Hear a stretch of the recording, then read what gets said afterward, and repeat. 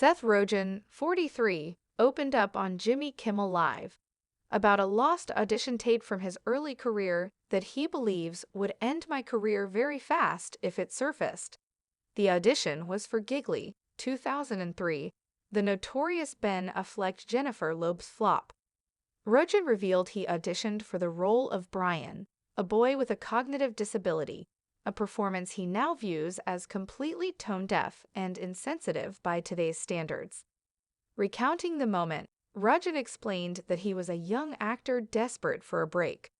With director Martin Brest, famed for Beverly Hills Cop and Midnight Run, at the helm, he felt compelled to go all out. But in hindsight, he admits he took things way too far.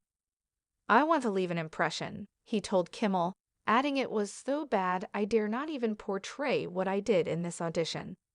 He joked he might have worn a helmet to the audition, not literally, but mentally shielding himself from criticism. Rogen also expressed relief that auditions back then were recorded on VHS tapes, not digital formats.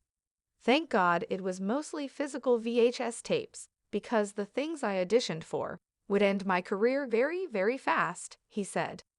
Now, he implores whoever has the tape to destroy it or sell it back to him, quipping, "I will buy it." Though Rogen didn't land the role, which ultimately went to Justin Bartha, whose portrayal was also criticized, he admits he dodged a bullet. Gigli, a 2003 romantic crime dramedy, bombed spectacularly at the box office and became shorthand for Hollywood misfires. With a $75.6 million budget and only $7.2 million in global earnings, the film is remembered as one of the biggest flops in history. Ben Affleck has since called Gigli a sort of horse's head in a cow's body, and admitted feeling uneasy profiting from its failure. Director Martin Brest never directed again afterward. Rogen's audition would likely only deepen scrutiny about how disabilities were portrayed in early 2000s cinema. On Kimmel, Rogen reflected candidly on his drive.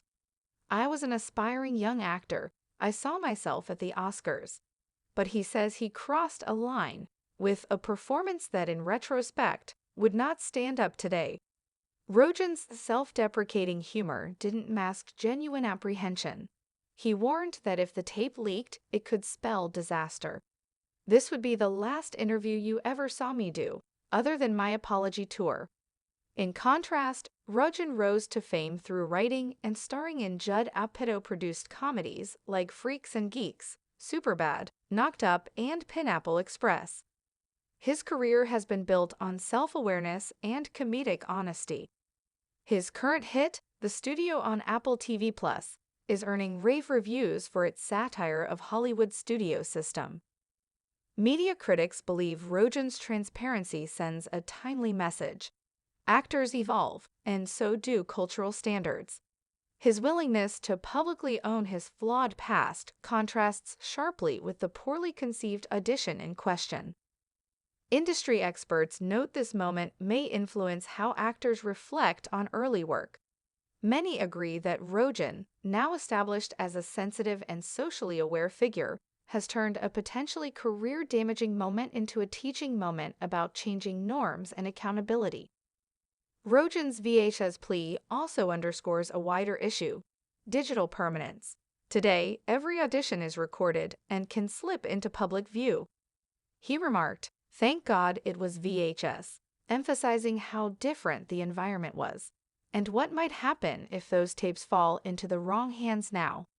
Looking back, Rogen says auditioning for Gigli helped shape his path.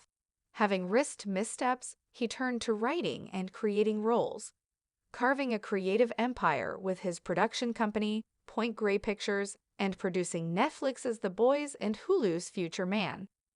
As the conversation closes, Kimmel and Rogen mused that the tape may still be floating in someone's garage. But Rogen's key takeaway is clear: in today's climate, representation matters, and he recognizes he hasn't always